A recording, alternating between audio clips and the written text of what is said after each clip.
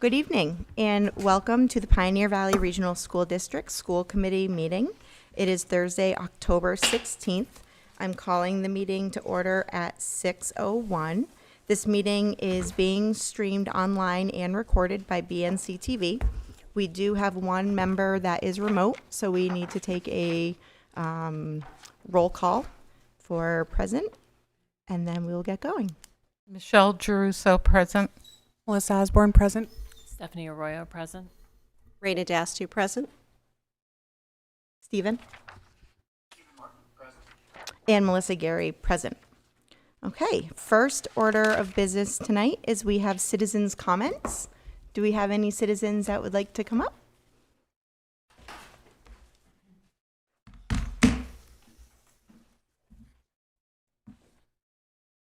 This on. I think so, let's try. Hello. Yep. Good evening. I'm Sharon Fontaine from Leiden, and I have a granddaughter that's here in the 7th grade. And I see that food, science, and nutrition is being offered back at the school. I think it's a great idea. I also am very interested to see if we could do sewing at some point, Okay. because I know we still have machines. And I was on the school committee years ago, and we purchased those beautiful machines, and they've been in storage ever since that curriculum has been, there wasn't the interest, so it just was stopped. But I would love to see if we can, I don't know how you do that, I guess you see if there's any interest from the kids. Okay. But I know those machines are probably just waiting to be used. Thank you for your time. Thank you. Thank you, Sharon. All right. Hello, Hi. my name's Laura Fries. I live in Northfield. I have 3 elementary school age kids. Okay. We come here as a group with a letter that was written collaboratively with input from many parents with children at NES, written in hopes of improvement and collaboration as opposed to any kind of finger pointing. One of our representatives here is going to read it out loud. We're hoping if it takes more than 3 minutes that we can suspend that rule because it represents many parents. So I think that's the background, and I will hand it off to Josh, who's going to read the letter. Oh, I'm sorry. I do have some copies. There's not enough. Okay. Yeah, if we could. Thank you. I will check at the 3 minutes and see how far we are. And if it's close to it and you're like, I got a little bit more, let's go. If you've got a little bit, then we'll check in. Perfect. Okay, thank you. My name's Josh Neal, Northfield. Dear school committee, Northfield Elementary School has seen a precipitous drop in enrollment from the 2024 to 2025 school year. From the 2024 to 25 school year to the 25-26 school year. Enrollment dropped by 17 students, which represents 12% of the student body. If you count younger siblings in these families who would have been enrolled in the future, or consider that there were several new students who offset this number, the result is even more alarming. For those of us that have pulled our children out, we did not want to leave NES. For those of us who remain in the school, we are worried about the future. We all see on an elementary school as the cornerstone of our small community, and we want it to thrive. We are PTO volunteers, members of boards and commissions, and active Northfield residents who do what we can to support our little town and our school. Those of us who left felt we had no option but to choice our kids to other nearby schools. We write this letter in full support of NES. We are all grateful to teachers, instructional assistants, and other staff who have supported our children. Those of us who have left were deeply saddened to pull the funding our children represent from our local school and divert it to other towns, but felt we had to for our children's well-being. Here are some of the reasons we collectively felt that we had to leave NES, or why we are concerned for the future. Many students receive IEPs and 504s to support their learning, and some have safety plans to protect them from bullying. Some of these are successful, but many parents have found that these plans are written on paper but not completely followed. The frustration of putting a plan in place only to have it seem irrelevant is maddening for parents and far worse for our children. Their learning is stalled, they feel unsafe in school, and their mental and emotional health worsens. They may disrupt the learning of other students because of it, worsening outcomes for classmates too. It appears to parents that NES is fit to serve kids who do not need these accommodations. Many of the families who left this past year were families with children who were not neurotypical learners. These children are not served by NES, and when they leave, they take with them funding significantly above the $5,000 per student baseline because of their IEPs or 504s. NES does not appear to make enough of an effort to educate children who are achieving above or below average, or to support children's mental health needs. Several parents pulled our students out because of persistent bullying. For some, this lasted years with few or no improvements. This indicates two problems. The children who are being bullied are not safe in the school, and the children acting as bullies are not getting the support they need to change their behavior. Emotional and physical abuse at the hands of students who are bullying has made it difficult and sometimes impossible for us to get our children to even attend school some days. The children who are being bullied see no changes in the atmosphere or the treatment and are led to believe that no adult at the school care about them or the bullying issue. They feel alone and report that they do not bother telling adults about bullying anymore because it does not matter. Parents report that state bullying guidelines and best practices are not followed at NES. Getting a safety plan, IEP, 504, or other support often involves huge amounts of advocacy on the part of parents, not to mention the follow-up needed to ensure these plans are followed. Many in this group saw their children struggling and went to teachers and administration for support, only to find one obstacle after another. We have done hours of research to try to figure out what our children are legally entitled to, and the words we're supposed to insert into our emails to trigger an official response. We have spent enormous amounts of time researching and advocating for sometimes very basic requests. Parents with the resources have spent money to hire advocates. Some of us have spent years doing this work, watching our children struggle academically and emotionally, until we finally felt we had no choice but to give up and leave. Often we wait a long time for responses from the school, and when we do finally receive a response, it is generalized and unhelpful, and we are forced to go back to square one. Many of us have used the word shocking to describe communications with the school. You're at 4 minutes, just so you know. So you can continue. I have little less than half page left. Yep. I'm just letting you know Yep. where you're at. Other concerns shared by parents, which we deem less important in light of the egregious offenses listed above, include a weak curriculum and a general negative atmosphere. Beyond pre-K, the curriculum feels like it teaches to the test, a huge focus on math and ELA, with almost no social studies or science. Most work seems to be done via worksheets with very little hands-on learning. Students almost never go outside except for one short recess. The atmosphere before you even enter the building is one of fear and rules that must be followed. We do not feel like our children are welcomed with open arms or that parents are a vital part of the community. Now that we've placed our children in new schools, we find the accommodations we spent months or years working for have been immediately put in place with no fuss. Families who left a year or more ago say their response to bullying at other schools has been swift and effective. Our children want to go to school for the first time in years. Their home behavior has improved. We want NES to succeed. We share our concerns and hope that they can be used to improve the school in the coming years for the students who remain. We fear that this year's mass exodus will only make more families leave in the next year. The parenting network is strong, and many who have not left yet are asking others about their experiences and thinking of leaving in the coming year. In fact, some of the families that signed below are planning to leave mid-year for other districts or homeschooling. If changes do not happen quickly and transparently, NES will become less and less robust, and so will Pioneer. We request a swift response, beginning by admitting to the shortcomings, hearing more from parents about their needs and concerns, and making a plan to address them. We support our town and our school wholeheartedly. Thank you. Okay. All right. So next, we are moving on to approval of minutes.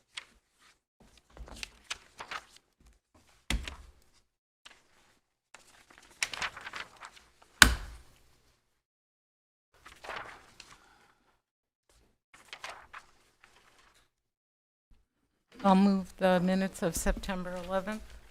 Okay. Is there a second? Okay. I have a few edits. So page 2, it's letter F, just a typo, HCGIT update. There's a couple of places where that's What should be HC, Hampshire County And Group Insurance Trust. on the 1, 2, 3, fourth line, Maya is MIIA. And, sorry, Raina, thank you. Sorry. No, that's okay. 1, 2, 3, 4, fifth line, Linda Dunleavy is DUNLAVY.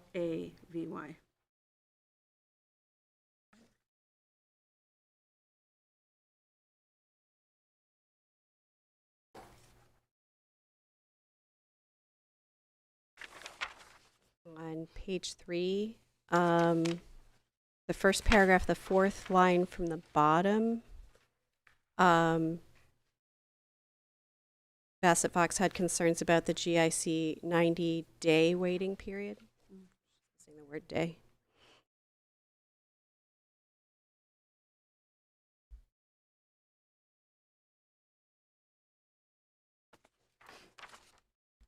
And under G, the dates, I guess the third line from the bottom, the dates were Saturday, October 18th at 10 a.m. and Thursday, October 30th at 6 p.m.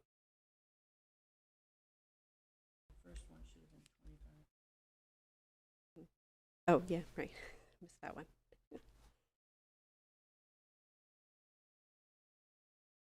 Did you know the at Thursday?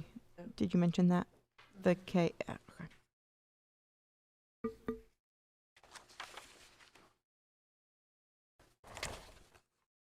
Okay. Any other edits? Okay. Michelle? Yes. Melissa? Yes. Stephanie? Yes. Raina Dastu, yes. Steve?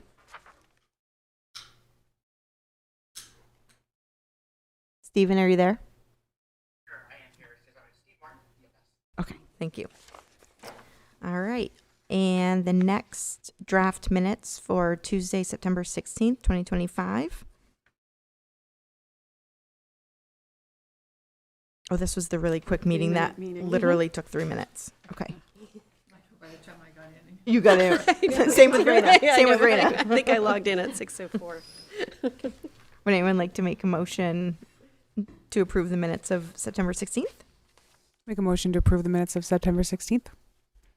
I'll second that. Okay. Michelle? I'll abstain. Melissa Osborne, yes. Stephanie Arroyo, yes. Raina? Raina Dastu, yes. Stephen? And Melissa Gary, yes. Okay. Great. Okay, so we are moving on to the student report. And with us tonight, we have 2 students from the Student Advisory Council. We've been meeting quite a lot since the beginning of school on Wednesday mornings, and they have a brief presentation that they want to share with you.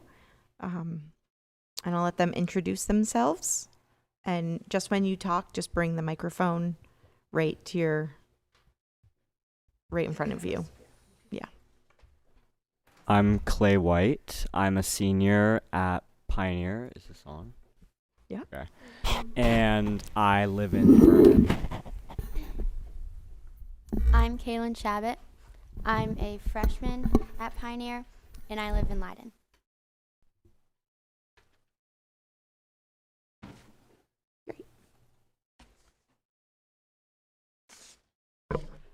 Our presentation should be up in a second. Let's see.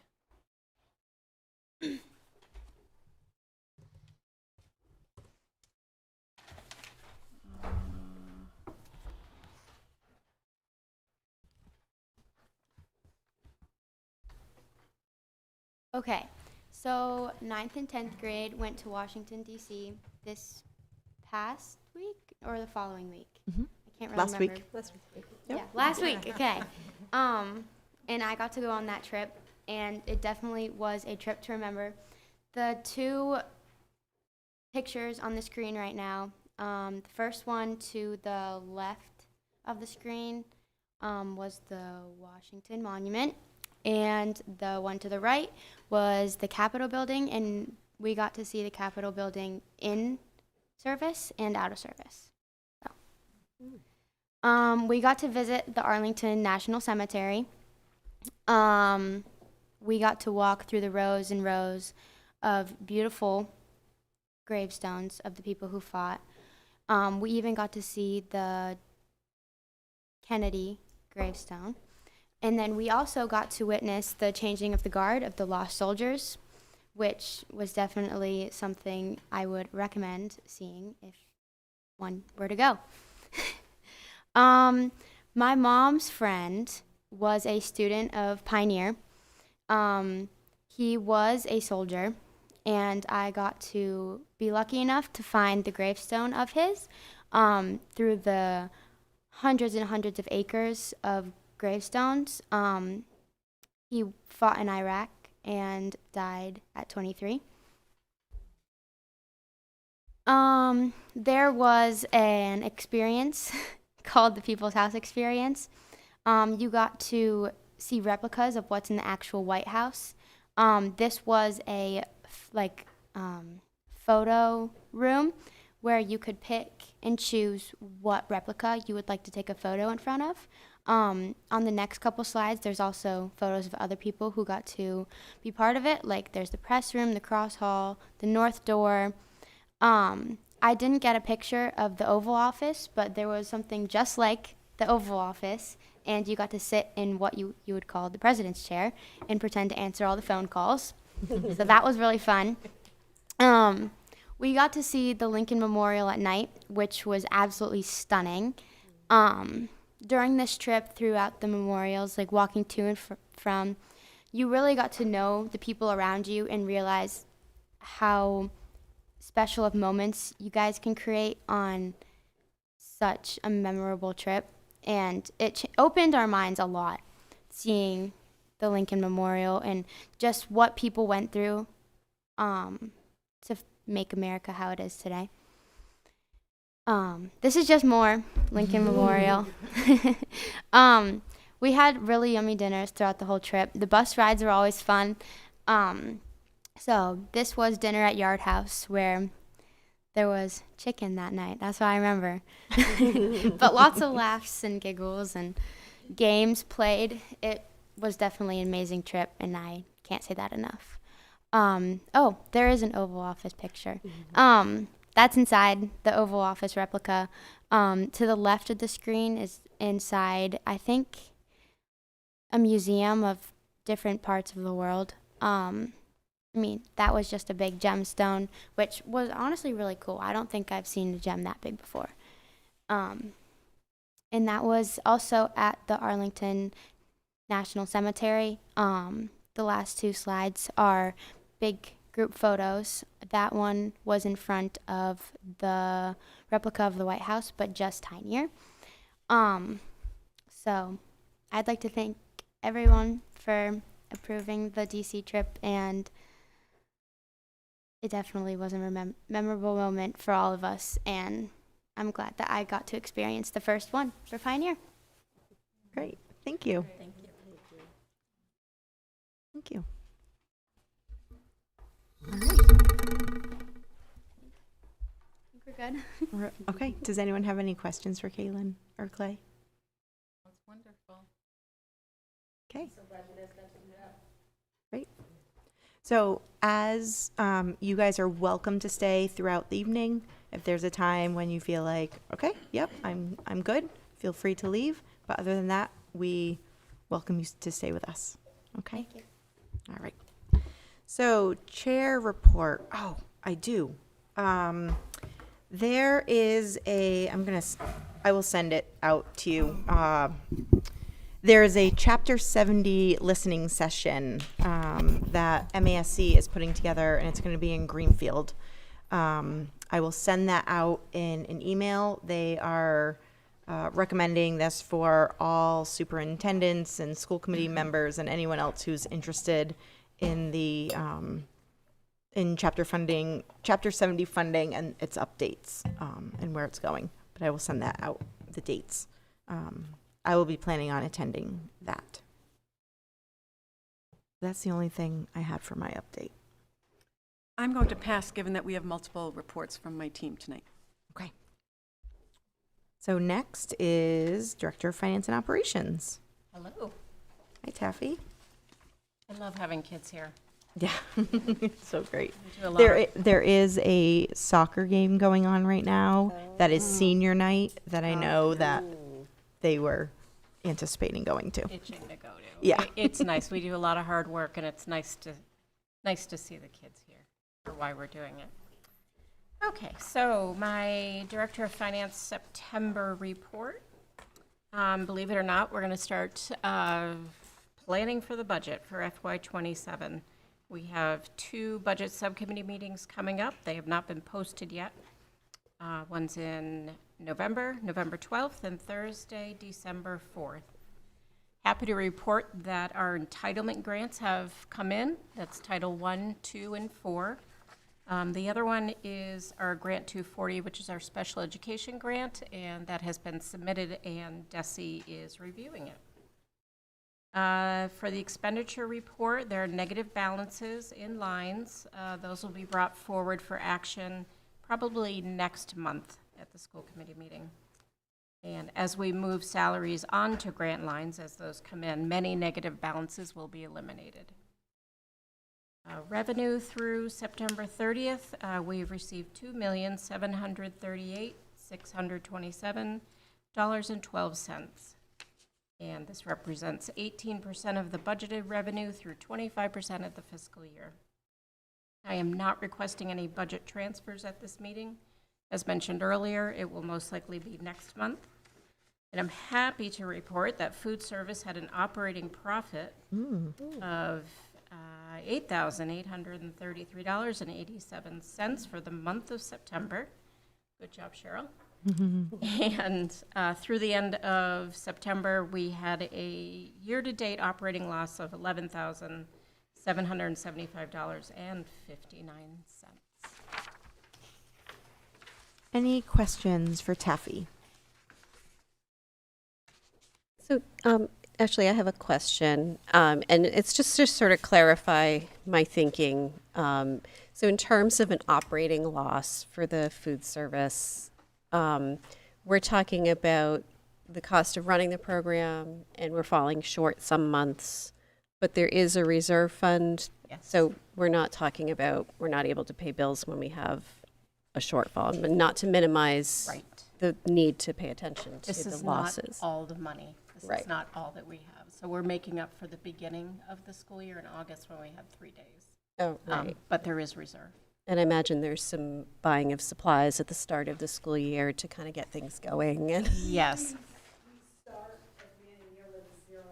Mhm. Yep. Yep. Okay, yeah, no, I just wanted to clarify that when, This isn't Be a the whole little- pot. yeah, great, Okay. perfect. Pardon the That's pun. what I was thinking, but yeah. Good, all right, just wanted to say that out loud. Okay, all right, thank you. Okay, Cheryl, I think you are up.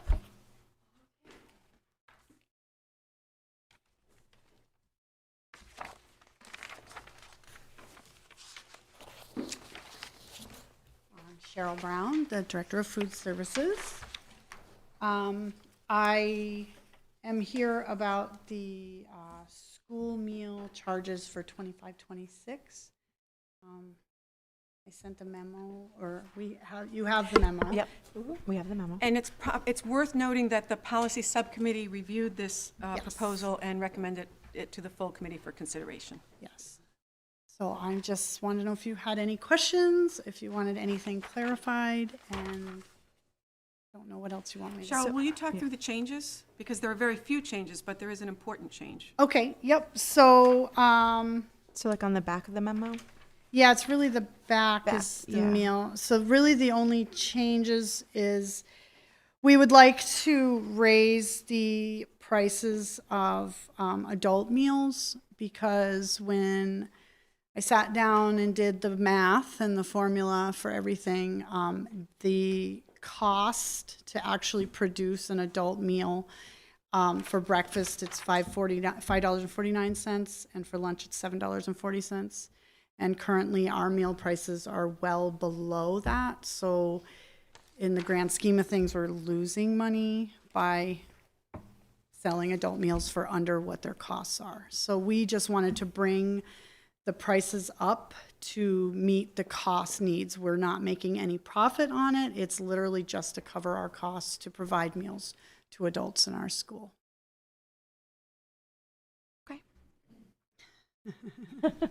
And just to add that there are no increases to student meals, Right. second meals. Second meals. Students all eat free, but some at the high school, middle high school level, they are allowed to purchase a second meal if they would like. And we don't feel like we want to change those prices at all. They're pretty close to what the meals cost. They're pretty close to what the reimbursement rates are. So we don't really want to, hinder our students from purchasing a second meal if they would like. So we'd like to keep those the same. Then I'd just like to add is when the policy committee reviewed this, or subcommittee reviewed this information, we felt that the prices were still fair for the adult meals. There's not, it's not like it's an exorbitant amount to spend. And for the adult meals, we felt that it was important to kind of cover the cost of that meal. I couldn't get a meal at Dunkin' Donuts for that amount, so I think we felt that they were reasonable costs, and the cost of food is really expensive right now. Yes, it is. So it's challenging, and we wanted to make feeding the students the priority. And Yes.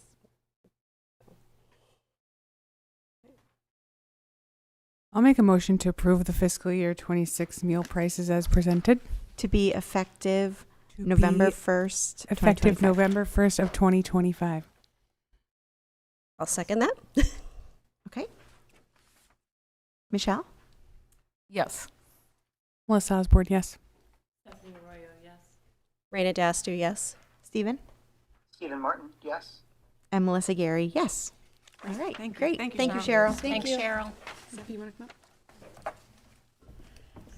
Okay, next we have the middle school exploratory pathway. And Raina, okay if I do a brief framing of this? The state, as you see in the memo, passed new regulations in May that require districts to provide middle school students with information about local opportunities to engage in career and technical education. This has been a mad dash on the state's part, and they said you've got to have a new policy. Every district has to have a new policy in place by November 1, but they didn't release needed information until the summer, and then they've been lining up many webinars over the past few weeks. It's clear that this has been a challenge for districts to meet the deadline. We are able to meet the deadline if the school committee, should it choose to adopt this policy, would do so under your language that allows under emergency situations for a policy to be have its first and second reading on the same date as the vote. Raina, did you want to introduce it? Do you want to have Zevi introduce it? What? I'll let Sevi do it. You probably have more knowledge. Good evening. Thank you so much. I'm Zevi Steinitz, Director of Teaching and Learning for the district. And this new policy is for the middle school pathway exploration. And I want to say that I want to thank Principal Annie. I'm going to call you Principal Annie, for collaborating with me. We followed Desi's guidance very carefully. We used their template, but we personalized it. And so this is the policy, the required policy, and it went to the committee and was approved by the committee. And it's basically outlining how we let our middle school students know about and understand their opportunities for high school, including vocational options and other options. And it outlines all of our policies to make sure that they're equitable and that all students and families have the information that they need. Are there any questions about the policy?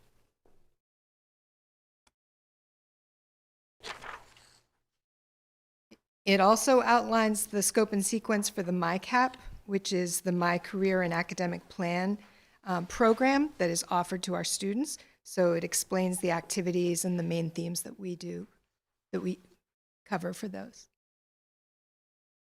Okay, if there are no questions. Thank you, Zephy. Thank you. Thank you, Principal Annie. Behind the column. Scanlon, Amy.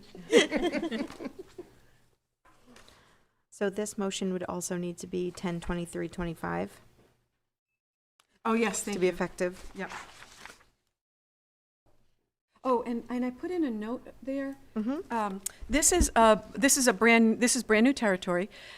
As you know, MASC uses the naming convention of the National School Boards Association that has that funny letter combination in front of each policy, JID, JIDBC, et cetera.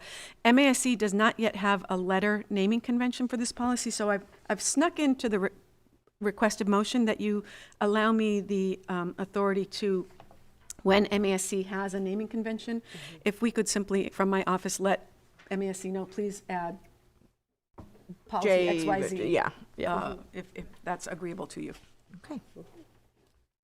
All right. You want to make a I'll motion? make a motion to approve the middle school pathway exploration policy effective 10/23/25. 10/23/25. And to allow the superintendent to update the policy's title in accordance with the MASC. And to allow the Naming superintendent convention to without further update approval. the titles in accordance with the MASC language. Yes. I'll second it. Okay, Michelle? Michelle Druso, yes. Melissa Osborne, yes. Stephanie Arroyo, yes. Raina Dastu, yes. Stephen? Stephen Martin, yes. And Melissa Gary, yes. Thank you. Great, thank you. Okay, and next, Zevi, collaboration with enough abuse. That's right. Thank you. In your packet, there is a memo regarding our district joining a cohort of 10 other local districts to adopt the Safety Stars program that has been developed by an organization in Boston called Enough Abuse. We've been invited to join this cohort so that we can focus on making our school as safe as possible for our students by addressing issues of preventing the sexual abuse of children. And so we've actually been looking at doing this and engaging in this work, and this is a memo regarding that. And do you have questions about it? There are several elements related. For example, we would be looking at our screening practices for prospective employees, training our staff and volunteers about how to prevent child sexual abuse, assessing our organization's policies, particularly with regards to code of conduct, and we would be doing an inventory of our facility, of our physical spaces, and making sure that we're doing everything we can to reduce opportunities for abuse to occur on our campuses. Great. And I see that it is no cost to the district. It's a That's- 5-year grant. There's a 5-year grant, and we would be getting substantial support and technical support from Enough Abuse, the organization, which is nationally known and recognized for excellent work, and there is no cost at all to the district. Great. Thank you. Okay. Any questions about Enough Abuse? No? Great. Okay. Seeing none. Okay. Good. Thank you. Oh, Zevi's staying right there. Staying right there. Okay, next. All Moving right. on. Student assessment results, 2025 MCAS and advanced placement. We'll start. Zevi, start with MCAS? Yes. Okay. Yes.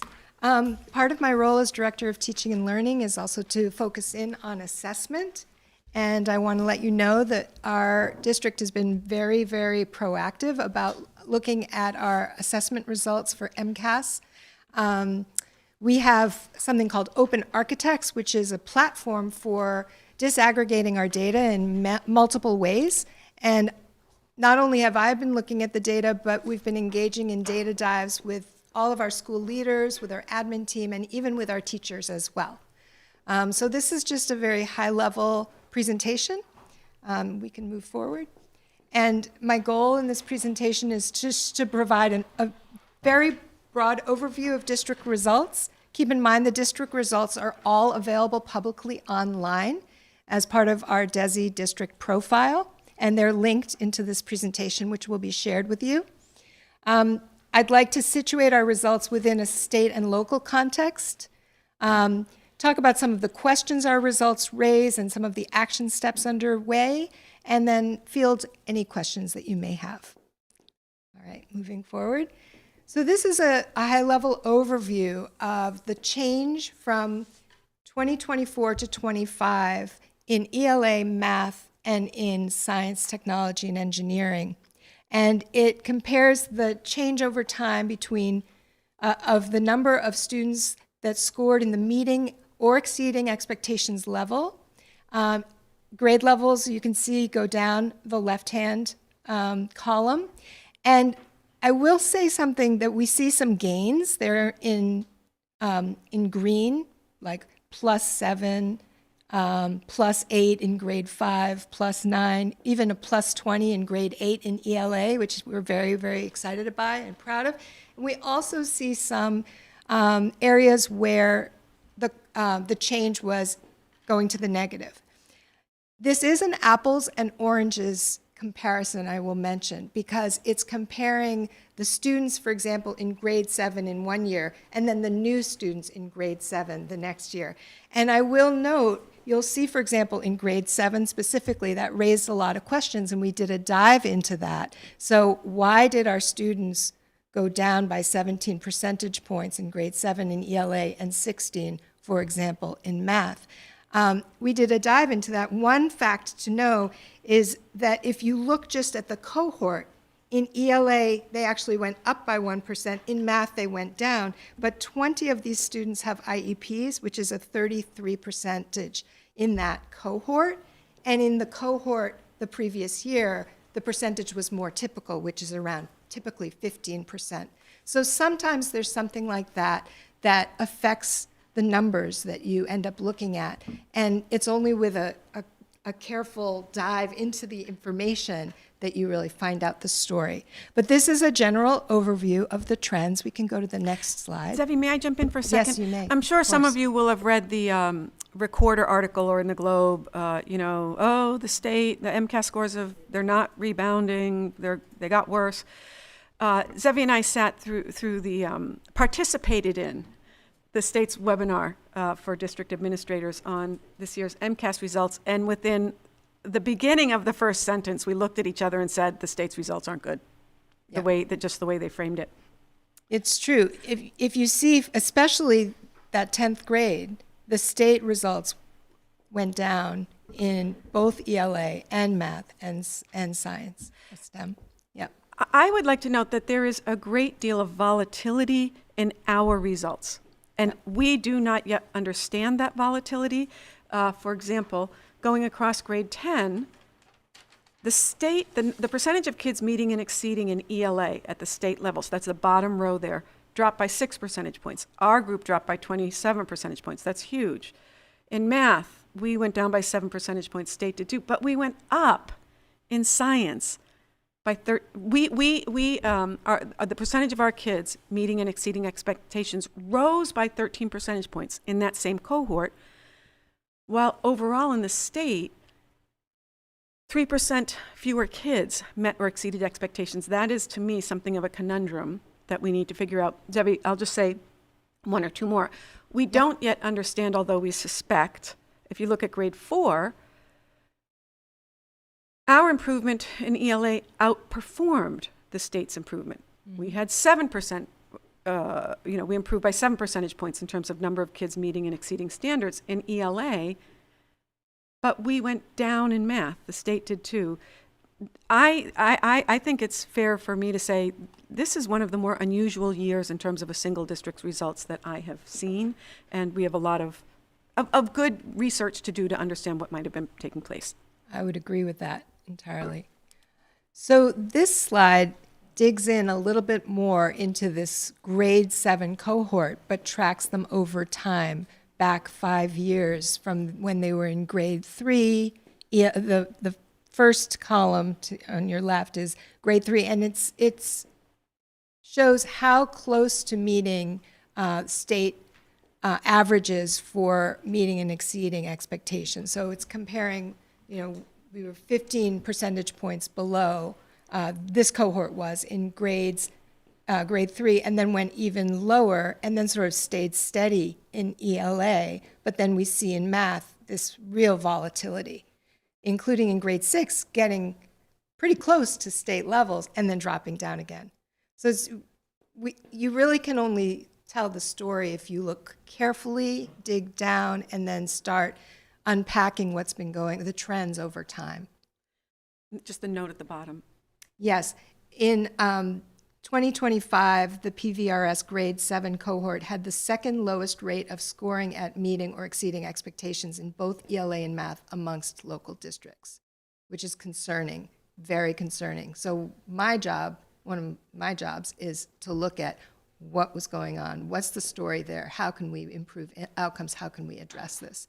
Because the next slides, you're going to see some comparisons that look a lot more promising than that one. So here we have, in contrast, grade 8 ELA from 2024, meeting or exceeding expectations. These are local comparisons, so we are comparing Pioneer Valley, which is in green, our district, with the state. And you can see there's a real success story in civics in particular, where 49 of our students scored meeting or exceeding expectations on the civics MCAS, compared to 39 average with the state. This is the kind of data we are really hoping to see, above state average. And not only are we well above state average, but we're outperforming our local Franklin County counterparts, such as Mohawk Trail, Frontier, Greenfield, Mahar, and Gil Montague in civics. So that's a result we are really excited about. And we're asking ourselves, so what's working in that classroom? What's going on there? What's happening with the kinds of assignments, the level of rigor, the way content is delivered, what's happening there that's making it so successful? Similarly, in ELA, Pioneer Valley is, by a smidge, above state level in 8th grade and well above, and some, compared to the lowest one, really well above our counterparts. So we're very proud of that. We're excited about that. You'll see this exact same thing in science. So those are really, really positive trends we're seeing in these subjects in grade 8. So as you can see, the lower right-hand side, again, Pioneer Valley outperforming the counterparts and above state. And then in math, we have some room to grow. We are the second in the region, and we are below the state by 7 percentage points. And I need to apologize, Evie, because I didn't update the title of this slide. Oh, it should be 2025. 2025, grade 8, not ELA. It's all 4. This is the only grade that, it now has 4 MCAS tests, grade 8. They've got the regular ELA and math. Yep. They've always had, grade 8 is one of the 3 science, technology, engineering grades, and now they've got civics. That's right. Well. Civics has been now added, but only for grade 8 currently. It will eventually be added in grade 10 as well. And we're going to see if I did the title right. Oh, yes, you did. And so in grade 10, you can see we are slightly below state average, which is, we obviously want to be at or above. I think we should be well above. But when you look at our comps, you compare the local comps, you see that we're still pretty far towards the top. So we are second in ELA at grade 10. We are third in math at grade 10, and we are second in science at grade 10. So here are some of the questions we're asking. We're asking many, many, many questions. This is just some high-level questions. Of course, we can dig down all the way and look at demographics. We can look at how our students who have IEPs are performing compared to our students who don't. We can disaggregate according to any kind of demographic group we want, by classroom, by all kinds of things. And then we can also look at item analysis, which is where it really starts affecting instruction. But here are some questions. We outperform the state in several areas, including grade 5 and 8 science and 8th grade civics. Which instructional strategies or programs contributed to this level of achievement, and how can we replicate these successful practices in other grades and subjects? That's going to be a question we ask, because we know we can do it. So why don't we do it across the board? How can we ensure that the new math curricula and related professional development accelerate progress across grades? It's my hunch that it's a game changer, especially for elementary. The Bridges mathematics program is increasing rigor, increasing time on learning. It's aligning our instruction. It's creating vocabulary across, the entire district. I had a tour. It's a short anecdote, but I had a tour recently with someone from the Playful Learning Institute, and we went into a kindergarten in Northfield, and later we went into the same kindergarten in Bernardston, and they were doing the same excellent hands-on lesson with the students, including breakout groups to multiple tables, reinforcing the concept. It was beautiful. They were on, it was amazing. I was so excited. So, another question we're asking, how do we structure the upcoming ELA curriculum review and professional development? We're not doing this yet, but we're getting ready to do the review and then implement as soon as we can to improve literacy outcomes. How do we most effectively add more evidence-based practices, increase rigor, and improve intervention for at-risk students? And then go to the next slide. And actually, I will say about the intervention, that is a big piece of this, because a lot of time we need to focus on curriculum and instruction, but we also need to focus on the students who are close to meeting expectations, those kids who are on the cusp.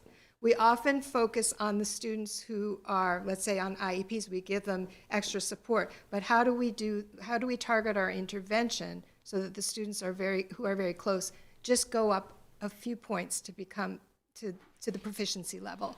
And that's something that we're really zeroing in on. Okay, so we will continue with our year-long professional development on Bridges and Reveal. At Pioneer, we're doing some fantastic backwards design professional development, which also focuses on outcomes, focuses on rubrics, focuses on designing for success. We are beginning the ELA curriculum review process, K through 12. We will continue to review and make improvements to our elementary intervention programs.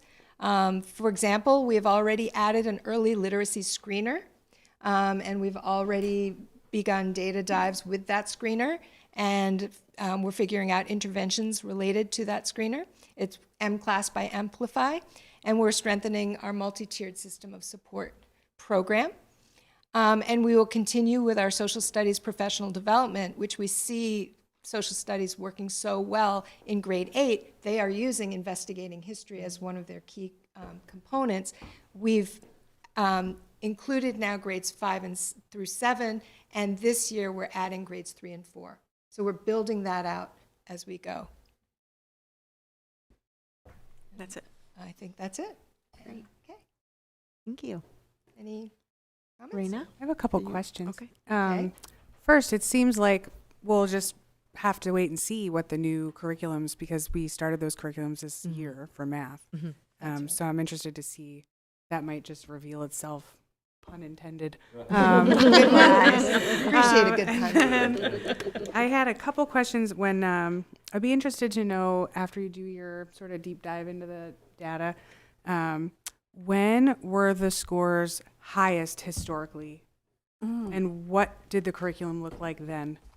And also, I'm sure you're already looking at what are the highest scoring schools in the state, and what are their curriculums? Yeah. And so, Yep. Those are Yeah. wonderful questions. Yes, and I think that can be part of what we're, when we review our English language arts curriculum, that's something that's very easy to look up because it's public information. You can see outcomes and you can see the curriculum that different districts use. So, thank you. I love that question. I think Yeah. that's a really good question. I haven't done it as much here, but in a couple of other districts, I've done my own analysis using publicly available information of the possible correlation between MCAS scores and the wealth factors in a district. And in Canton, I drilled down. I don't like that link. I went granular enough that I used the percentage of low-income students by grade, and then looked at MCAS scores, and then did it for about a dozen comparable districts, and there was an incontrovertible relationship between the percentage of the wealth of a community and its MCAS scores. That, however, does not mean MCAS is destiny. I just want to make that clear. So when Zevi said we should be shooting to go well above the state average, I agree. I endorse that aim completely, and it means we're going to have to outperform that correlation significantly. But I don't see any reason why Pioneer can't. I'm looking at Zevi like No barrier. there's we have small class sizes. We have everything. great community, faculty. great I mean, look at culture. our faculty. Yeah. We have fantastic faculty. We've Yeah. got good support staff, Yeah. supportive school committee. So it's an interesting correlation that we will outperform in coming years. We're going to do AP. So maybe Annie wants to come up. Yeah, can I just, sorry. no, that's I'm so okay. sorry. I just want to add that I'm really proud to see the comparisons and how we're doing amongst other local districts. I think that, to me, really speaks to what we are doing here at Pioneer, and it is working, and it may not be where we want it to be at this moment, but when we're looking at similar districts and we are far above some other local districts, I think that is such positive information for us, and a real, tip my hat to the teachers. And I was curious on what this was going to be for the 10th grade when the 10th graders knew that it wasn't a graduation requirement. Like that's what I was like, okay, now that it's not a graduation requirement, what is that going to look like? And how does that play out? So that was something for me. So I just wanted to highlight some of my noticings. And I want to thank you, Zevi. This is what the school committee is supposed to be looking at, is student, oh, I thought you were Zevi. We just switch Sorry, around. Annie, I'm looking at It's you. okay. I'll take credit for Zevi's work. This is what the school committee is supposed to be looking at, good student outcomes.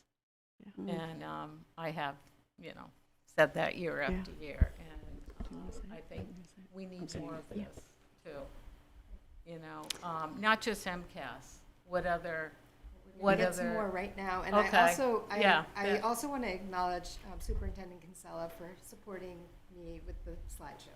Oh, thank you. And Michelle, just to be clear, this is a replica of last year's slideshow. Yeah. Oh, okay. I It's know, not but- that we haven't been sharing data with the school committee. Right, it's just that we need more outcomes, not just once a year on MCAS, is what I'm saying. Oh, okay. There are different outcomes that different districts get information, the school committee gets information on. Okay. So I do my reading on my MCAS bulletins and what the school committee is supposed to be doing and looking at. So, and I do look on the DESE and DART reports and look at all the MCAS because I have grandchildren. I want to see how they're doing, and they live east of here. So, I try to, I look at their curriculum, and I look at Friends. Well, good. Well, thank you for your time, and I'll Yeah. hand it off. Hello. I just love a microphone. All right, so AP scores for 24-25. So these are the scores from the classes that students took last year. We're going to go through and look at them, and then also look at our program offerings. And I have Miss Brennan here with me if I, need a helping hand, or if I don't.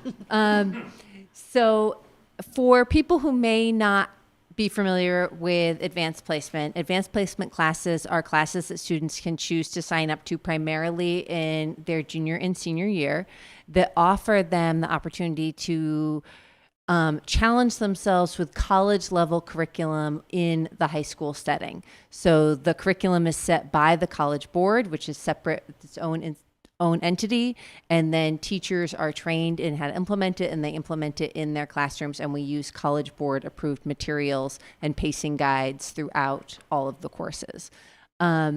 So I'm gonna move ahead here with our okay, here we go.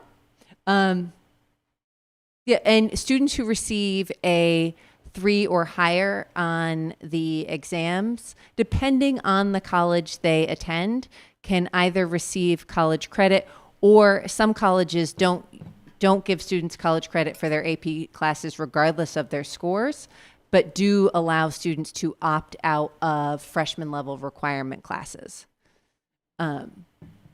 So the classes that we are offering this year, like the students right now this October at Pioneer, can choose to take U.S. history, calculus, English language and composition, and chemistry. And then next year, students will have the opportunity to take almost all of those same classes, but we will swap out environmental science for chemistry, and we will swap out AP language and composition for literature. So what this allows us to do is, did I say it backwards? What this allows us to do is give students in a small school a variety of AP opportunities so that students in their junior year can take a AP science class and an AP English class, and in their senior year can take an AP science class and an AP English class.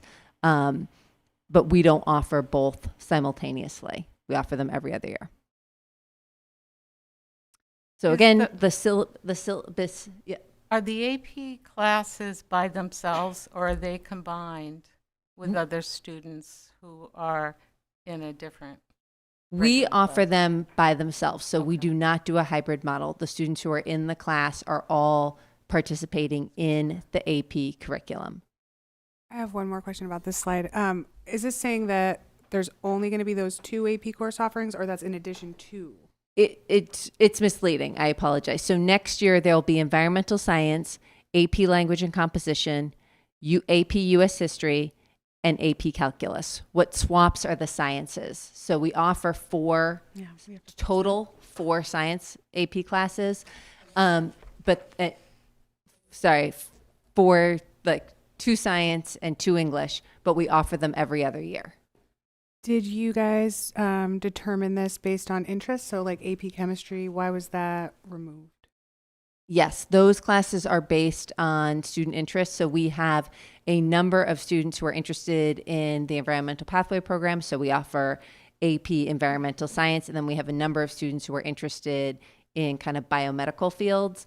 And so that's why we offer AP chemistry. So it allows us to meet the interests of both students. And then there are students who will take both simply because they want to challenge themselves as much as possible. So you'll still have AP chemistry? The next year. So it'll be the next year. If we swap them out every other year. So like our juniors who are in AP chemistry this year will take AP environmental science, many of them next year. And many of our seniors who are in AP chemistry this year took AP environmental science last year. And you cannot take the class more than once. So once you've taken it, you've taken it. So again, the syllabuses are approved by the College Board. AP teachers we use recommended texts from the College Board in all the AP classes. And then the teachers and the students all have access to AP Classroom, which offers a pretty big wealth of resources to both the students and the teachers. It allows students to take practice tests. It allows teachers to pull practice prompts and practice problems from the College Board site so that students are experiencing a curriculum that is going to be as rigorous as the test. One of the things you want to avoid in an AP class is that students are not exposed to kind of the rigor of the test before they get into the test. So these are the curriculums that we use in each of the AP classes. And I'm sure Claire can talk a little bit about the AP Literature and AP Lang text. The AP US History text, I can say a little bit about. It is the premier text. It's one of the few textbooks that's written by one person. He is probably the best respected living American historian right now. And then the AP Calc text and the environmental science are highly regarded texts that are used throughout Massachusetts and the country. All right, so scores. An AP test is graded from a 1 to a 5. A 5 is the highest and indicates that a student is extremely qualified. So scoring a 5 on an AP test is a big deal. Scoring a 4 is a big deal too. And any score of a 3 or higher is typically considered passing. And will give students college credit or allow them to place into more advanced classes. So for example, a student who receives a 3 or higher on their English test many times does not have to take the freshman English class that is required for most freshmen at colleges. All right, so here are our scores for last year. So we have 6 students. These are total tests taken. So of our total tests taken, we had 6 ones, 4 twos, 10 threes, 7 fours, and 1 5. And then this shows the total pass score, so 3 or better, for Pioneer Valley over time. So one of the things we look at with MCAS is we look at pre-pandemic rates. So we know that there was a big drop in scores for students with MCAS and in a lot of testing for pre-pandemic versus post-pandemic. And the superintendent referenced that in her conversation about MCAS, that, you know, the state is still struggling, and Pioneer amongst it, to kind of get back up to pre-pandemic rates for MCAS. I think we can safely say that we have exceeded our pre-pandemic rates for AP passing scores this year. So that is a really nice jump to see. And, you know, now we'll be looking to see how do we sustain that and how do we grow the opportunities for as many students as possible to participate.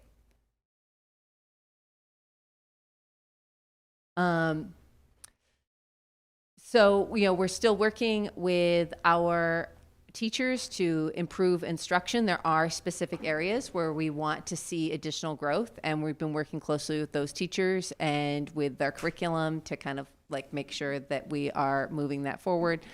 And how do we increase the number of students who are prepared to take AP courses? So not just once I'm taking the class, am I successful in the class, but when we're looking at our 9th and 10th graders, what are we doing to enable those students to be able to say, you know what, I really want to challenge myself and I want to take an AP Lit or AP History or AP Chemistry class.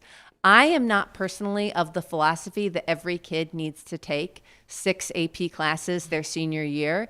I think if we all think about ourselves as learners, we have areas of interest and areas of strength. And it seems reasonable to me that a student who might say that they want to take AP History doesn't want to take AP Chemistry, and I think that's okay. But I also think it's important that for the kid who wants to take either of those classes, that they be prepared to take them.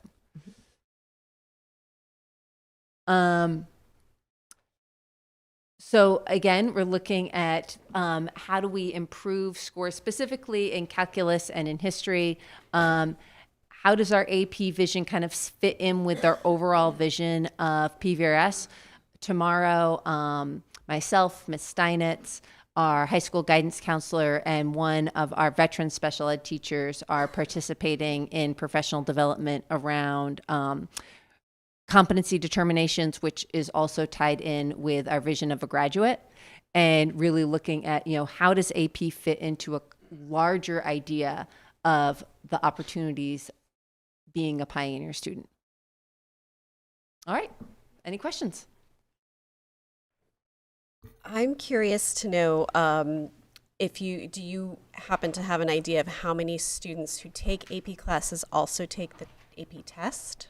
Almost all. So we have, I want to say 100%, but I want to double check that before I say it.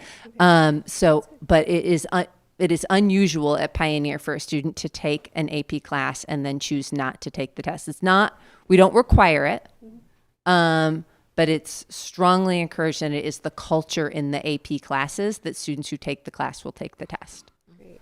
And I do have another question about it. Is there a cost associated with taking the test, and how is the student responsible for that? Yes, there is a cost, and yes, the student is responsible for it. Our guidance counselor does a pretty wonderful job of communicating with families for whom that would be a barrier, and I feel very confident saying there would be no student at Pioneer who would be prevented from taking an AP test because of the cost barrier. The cost is not so big that it isn't something that we can budget for and not have it be at the expense of anything else. Good, thank you.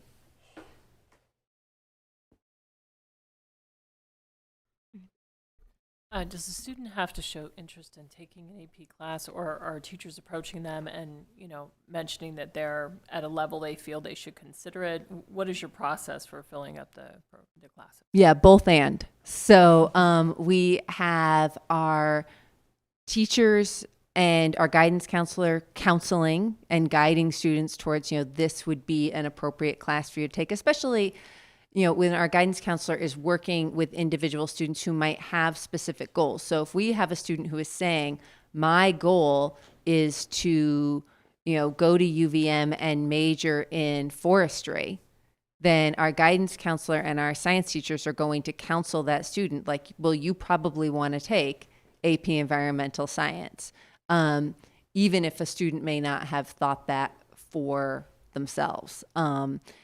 And yeah, so and I think in the same vein too, our guidance counselor, I think, would be not shy away from a conversation with a student who maybe has signed up for 4 AP classes and ask them to reflect on, is that the experience they want to have in their junior or senior year to be taking 4 of these classes simultaneously? You touch on that, and mental health with the burden that sometimes people, take on when they're trying to excel. And I think that's important that you're focusing on that. But I do want to ask, what is the cost of an AP test, just to understand what they're looking at when they're... Claire, you're going to help. The average. Is it 50 or is it 100? I'm sorry, I didn't hear the question. The cost of the test. 90. It's 90. Okay, it's 90. But I also think that, there's a cutoff. Or like a multiple student in a family type situation in terms of cost. I think I've heard that as well too. Because we do have some seniors who are taking 5 AP classes, so, $450. So. In your experience, are they saying that is prohibitive too? I mean, obviously that's I don't think that's prohibiting anybody from taking the classes. I don't think it is either. Especially when they can opt out of, they take 5 AP classes, they can almost opt out of an entry level. Absolutely. That's a lot. Yeah, for college. Yeah, but we do work with families. If a family is saying, I want to take this class, but the cost is prohibitive, we're working with those families to make sure that it's not. That, That's what I've never heard that. Yeah, I don't think that it's being, I would say, taken care of. And, discreetly at the guidance level, but it's...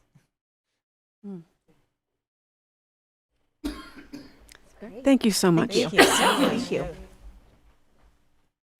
I just want to recognize Zevi and Patricia prepared those slides, so. All right, this is that fall meeting that is heavy on the data. So I thank you in advance for your forbearance with the many charts and numbers we're going through. I think this, what's that? You like charts and numbers? Great, thank you. We've got 2 more to go, and they're both brief. So this is a look at the student attendance for the last school year. DESE released the data. So let's take a look. So, once again, overall, our district's student attendance rates are above the state average. However, and right, this is like, they're still not good enough. Right, we're doing better than the state, but that for us, for Pioneer, we're shooting for higher than that. We haven't gotten back to the pre-pandemic rates of attendance, and the committee has talked multiple times about, we all understand that things have changed post-pandemic, and this involves some cultural shifts for all of us. Alrighty, attendance rates are calculated in multiple ways. I'm going to show 3 different ones with 3 different sets of data. So this is looking at Pioneer as a district. There are few pre-K through 12 districts in the county. If you think about it, Frontier is a secondary district. It has 4 separate, Raina's nodding her head as a Frontier school nurse. There are 4 separate elementary districts that feed into Pioneer. It's not a pre-K through 12 district. Warwick is well, you're pre-K through 12, but you tuition here. So when we look at Pioneer and then the state, Mohawk, Gilmontague, and Greenfield, our kids are coming to school. And I can't tell you how grateful we are to our families and to all of the educators who make school an inviting place that students want to be. So we want to be low here. We want to be low. Oh my gosh, thank you. Yeah. This is a chart unlike that we've seen that we want to be low. We want to be on the left here. Yes, thank you. Thank you. I should have led with that. Okay, now we want to be on the right. Right. Now we want to be on the right. So the last one was average number of days absent. So in the district, on average, a student last year at Pioneer was absent 9.3 days. Now, that is a statistic that can be skewed heavily by a few outliers. Take one of our small elementaries. You get 6 kids who are absent 40 days, and that skews the whole thing. So that's why I'm using a few different ways of looking at this, and in each of the ways we look good. So this is average attendance rate in the local, this is all of the local secondary schools in the county. We want to be on the right. We want to have the highest rate of attendance. And our rate last year was 94.2% for secondary students, as compared with other secondary schools in the area. We'll take a look next at elementary schools. So this is a really different statistic. We want to be up high. This statistic is not an average rate. Remember I said the average rate can be skewed by outliers? This one cannot be skewed by outliers. This is looking at the percentage of a student body that has been absent for 10 or more days in the past year. Right, so the outliers, they are just outliers. They're ones among the many. We want to be up top. BES and NES ranked 3rd and 5th respectively among the 20 elementary schools in the county. I did not include the Academy of Early Learning and Hillcrest in Gilmontague because those are early learning centers. Yep. They don't go beyond, I think, 1st grade. That's a different ball of wax. So, terrific. 3 and 5. Last year we were 3 and 10. Hooray. And take a look at those numbers. This is concerning. Even though we rank high, we still had just over 1/3 of our kids in both elementary buildings missed 10 or more days last year. Right? Okay, I'm glad we look good against other, it's an important indicator, but we have to do better and we will do better. And here's some of what we're going to do. So our takeaway messages are, great, our attendance rates exceed the state average and local averages. We can do better. We are thinking that recent changes approved by the school committee to policy and to the student handbooks are going to help. You'll remember you approved the, up here at Pioneer, you come to school late a bunch of times, it's going to affect your grade, get to school. You come to school late a bunch of times, that's going to count as the equivalent of an unexcused absence for a reduction in your grade. We have reinforced the message that family vacations are not excused absences. School committee, you do an excellent job of approving the next year's school year calendar, I don't know, 7 or 8 months before school starts. There's plenty of time for families to plan vacations, and we understand that some vacations are truly educational. We understand that. However, we cannot ask our principals to be arbiters of what should be excused and what should not. So we have been clear with our message. Family vacations are not excused absences. And again, up here at Pioneer, that begins to have an impact on student grades.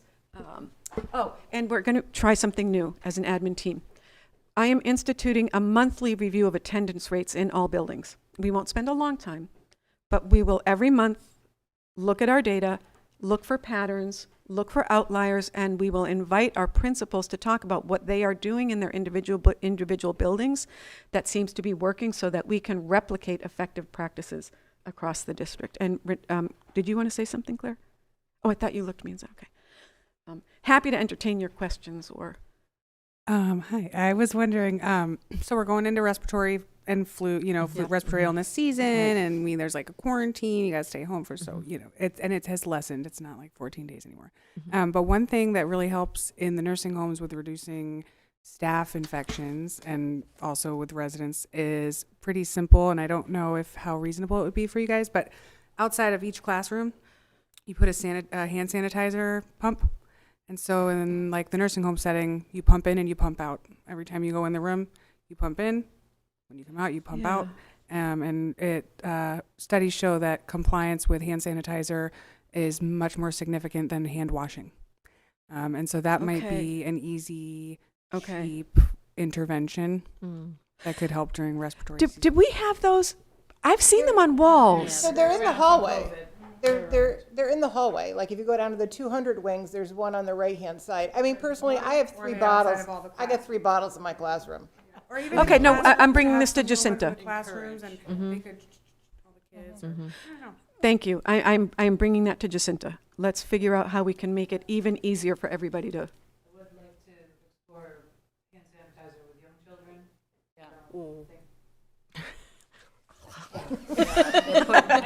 They'll only do it once. That was such a wonderful visual by everyone at the front of the Very table. flavored. Yes. I Yes. just would like that on the table. But especially because Yes. they're like boogery and touching your Yeah. face. and it's Yeah. like- Well, and I, of course. Well, and that's, Some of them are a high alcohol. that's what I was thinking. That we couldn't use. Yeah, you could Right. because of the breakdown of Well, skin. now if the child came with it, we were not allowed to use it Right. previous to COVID. Right, Right. right. Because of the other side. Yeah. of it. side. I mean, not, it's all a part of a puzzle, right? Right. Right. Taking one step at a time. Right. Yeah. Yeah. And I'm wondering, If it include the teachers in the discussion. Yeah. if Yeah. when we look at students who are absent for 10 or more days, are these illness related, right? Because the guidelines are so strict for sending your child back to school after they've had an illness. It's 24 hours, right, since the last fever, without any medication or anything. So I'm wondering also, like, some of this may also be abiding by policy, and you can't go back. And if a child has 2 respiratory illnesses within a season, which is, so I'm curious that if that data will come out in your meetings, right? When a principal's like, yeah, we've had a lot of absences, and it's like, because we had an outbreak, or there was, strep, or there was, where. That's a lot of it. Yeah. That's so interesting. Yep. I think our district does a nice job with tracking excused and unexcused.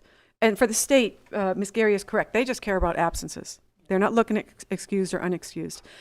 There are a few districts, when I dug into the numbers, who have 0% unexcused absences. And what that says to me is they're not tracking excused and they're just marking everybody's excused for everything. Yeah, we're trying to track. No, I appreciate it. And I think, tracking it monthly, it'll be interesting. And then you can see the trends. You can see what's typical, what are the reasons why, you can really dig deep on that and get some good information about how to support families.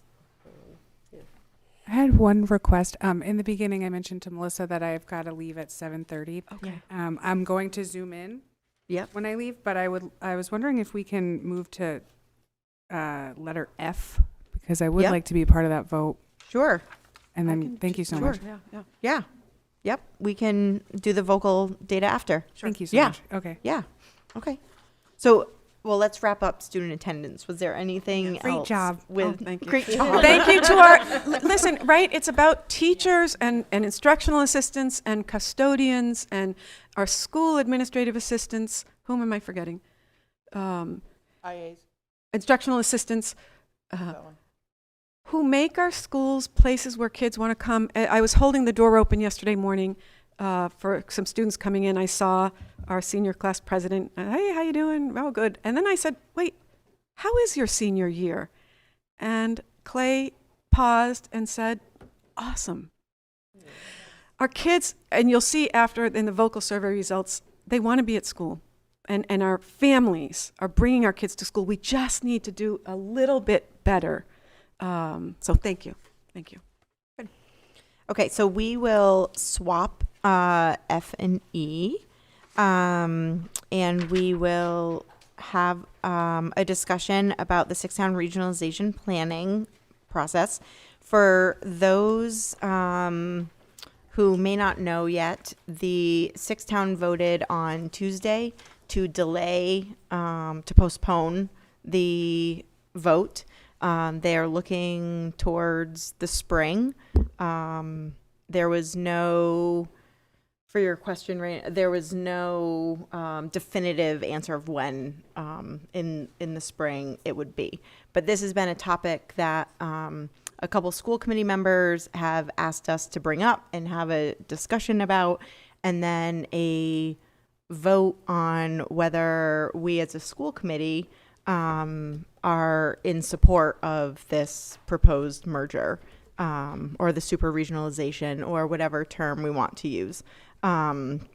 So I will also share that Warwick School Committee voted last week, and they voted not to support the six-town regional planning board on a 4-1 vote.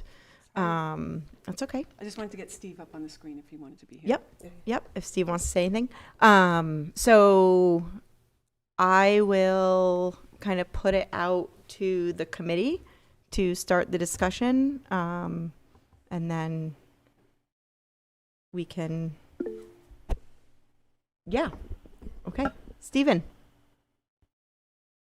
Oh, you're here. I'm Okay. just saying that I'm here. You're just saying you're here. Okay. We've got you up on the screen now. Okay. All right. Yes, please. So I don't know if some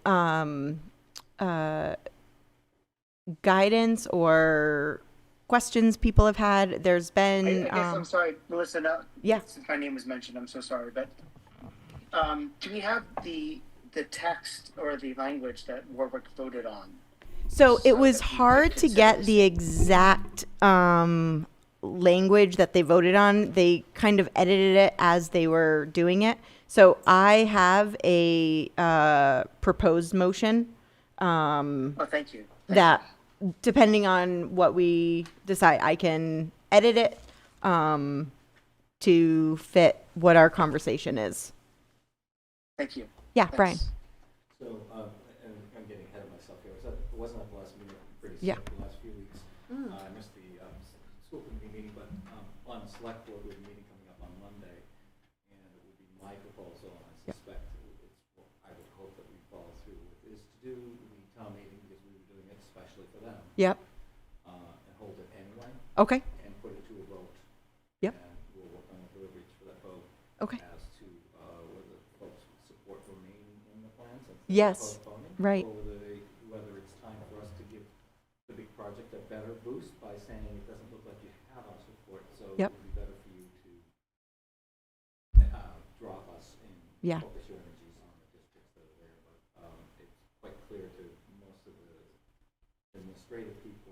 Yep. Townspeople I've spoken to, but it's not widely supported. Yeah. So that's my hope. Yep. The select board meeting on Monday, that we go ahead and hold the special town meeting anyway. Yep. Put it to the vote. And, Yep. and my hope is that we withdraw from the process. Right. Okay. Thank you for sharing that. Yeah. Thank you. But we have a unique situation with the town, Yes. our district. So you guys Right. have to be Right. different. Because you're the municipality. Yes. Correct. Right. The select Right. board is looking to support the school. Right. committee. Yeah. And so for those of you that the main reason for postponing the vote was because DESE has come back to say the regional agreement is not ready to go before the voters, which isn't a big surprise. So, but that is what now is been stated by DESE. I just want to say really nice job over the last few weeks with the presentations at the towns and all of the information that you were able to pull together in a very short period of time. And you really sort of were able to shed a light on a lot that I didn't quite understand even in the beginning. And I think it was enough to feel ready to vote about this question. Yeah. Thank you. Yeah. Yeah. The district has been putting out a lot of information, kind of fact checking what is going on. There has been statements that there is misinformation that is being put out. All information that has been put out by the district has come directly from documents from the 6th town, and information that we have or have not received from it. And so I would encourage everyone to continue. The 6th town is also continuing to hold their meetings, their informational sessions. They're not stopping that. And so they're continuing ongoing and making sure that people are still participating in the process and following along, and also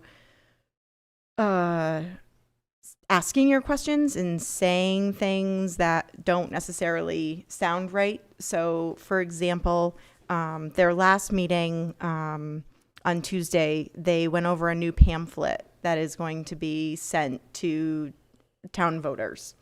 And I was just a citizen watching, so I was not able to ask questions or interact. And I did notice on their pamphlet some things that just didn't sit right with me from Pioneer. So one of the things that they said is potential new programs, in parentheses, example, outdoor learning curriculum utilizing surrounding acreage. If anyone's been following Pioneer for any amount of time, our front and focus has been utilizing our acreage. So this may be something new for Gilmontague, but potential new programs highlighting outdoor learning curriculum utilizing surrounding acreage is exactly what our district is doing. That is not a new program for Pioneer. At all grades, correct. And so this document that is also going out to all registered voters is not sharing what I think is accurate for Pioneer. That could very well be true for Turner's. I am not on the Turner's school committee. I do not know what their curriculum is.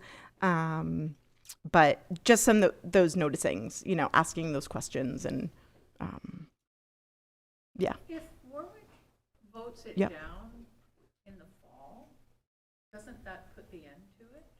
It would be our hope to withdraw from the They can process. withdraw. They could withdraw from. Since they haven't made it, that's my, Yeah.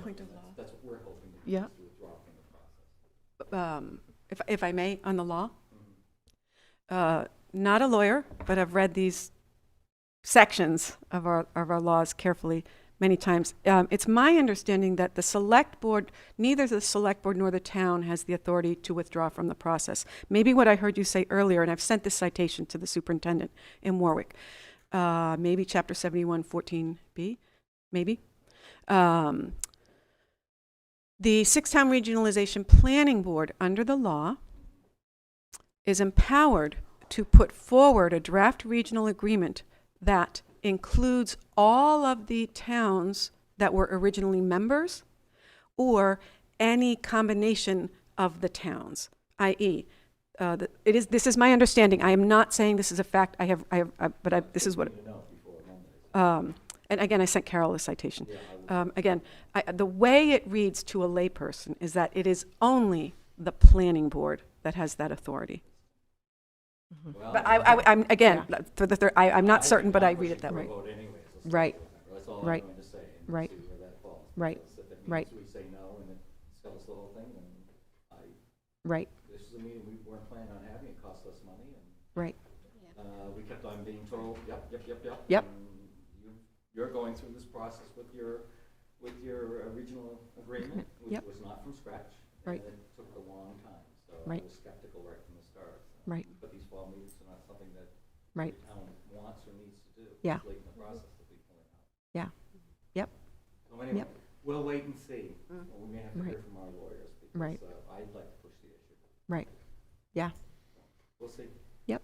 I have one board member I know that won't support that, so Right. there's only 3 of us. Right. Right. Yep. Yep.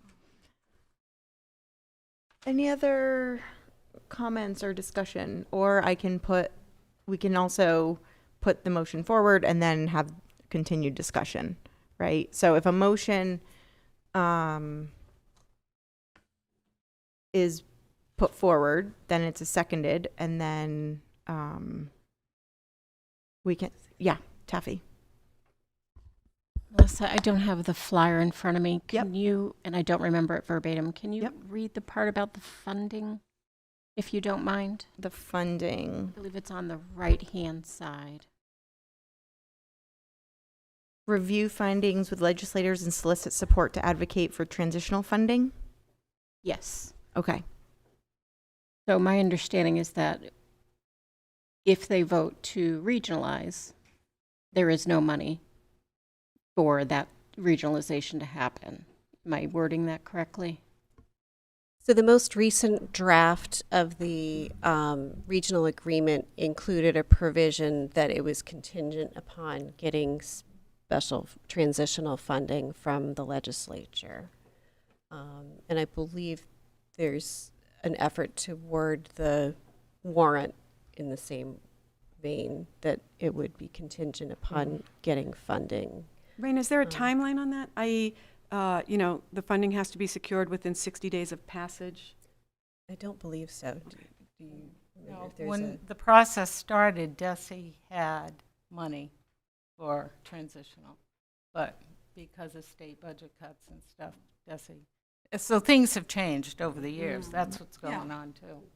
Right. DESE used to pay for it. Right. And from the meeting, the grant is done at the end of December. So all money has to be either spent or encumbered, and then that is it. And so after December, right, I would assume there's no more studies, there's no more anything else that would be. That's Okay. this December. That's this December. That's in a couple weeks. Right. Right. Yeah. Yeah. We've been pushed to this Yep. point. Yep. So I would entertain a motion that the Pioneer Valley Regional School District School Committee does not believe that the school district merger proposed by the Six-Town Regionalization Planning Board is in the best interest of Pioneer students. The school committee therefore does not recommend the approval of the proposed district agreement to create a super regional school district. Second that. Okay, so moved. So moved. So moved, and then Stephen seconded. Okay. Is there additional discussion or amendments to the motion that anyone would like to share? I'd just like clarification what a yes is, because you said 2 negatives in the motion. Yep. So it does. So the PVRSD school committee does not believe. Okay. So a yes would be, we don't believe, and a no would be, we believe. But yes, you're correct. When crafting this, that was one of the things I was thinking is Right. we got to craft something so we know what a yes means and a no means. A yes means. Do you mind reading it one more time? I will read it one more time. The Pioneer Valley Regional School Yeah, District that's School what I'm Committee does saying. not believe that the school district merger proposed by the Six-Town Regionalization Planning Board is in the best interest of Pioneer students.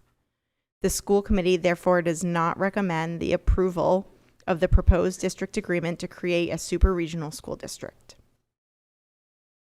And a yes vote would mean that you agree that it does not believe that it's in the best interest of Pioneer students. And I specifically added that because that is our charge, is Pioneer students as school committee members, right? It is not for other students in other districts.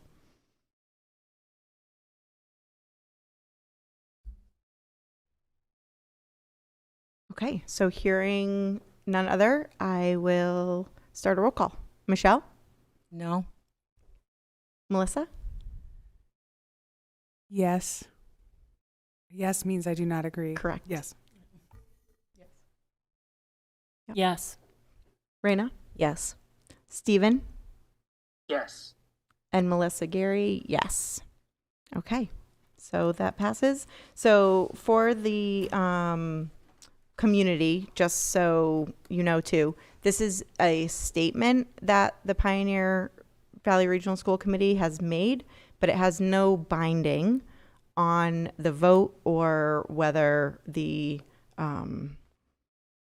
when the actual vote happens, that will actually be for town residents. Yes. Thank you. Thank you. you. Thank you. Thank you. Bye. Okay.